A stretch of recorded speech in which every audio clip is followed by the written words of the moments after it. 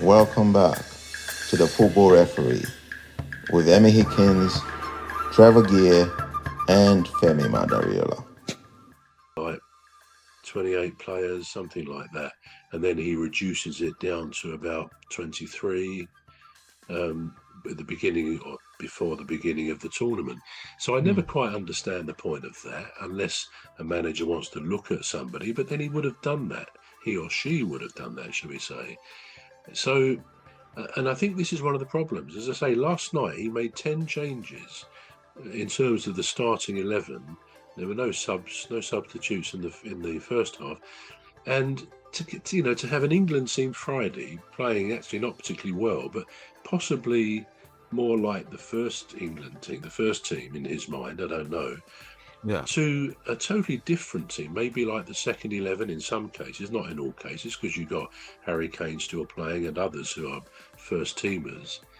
But I think this is the problem. When we used to talk about your friend Gareth Southgate and his antics, but we know he got to the final, didn't he?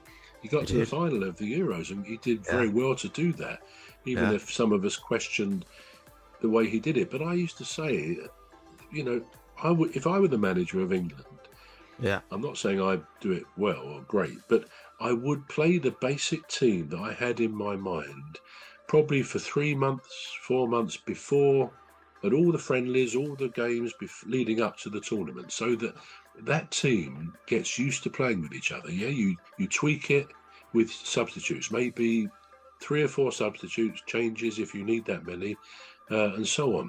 But because these squads are so big, even the final squad is about 23 players, I think, 22, 23 players, then I think almost by definition, you're going to be choosing some people who are on the periphery of it, who are not quite international standard. And I think, I'm not going to name players last night who I thought are not international standard, because any one of them could have been having an off night, and probably was, and many in the team perhaps were.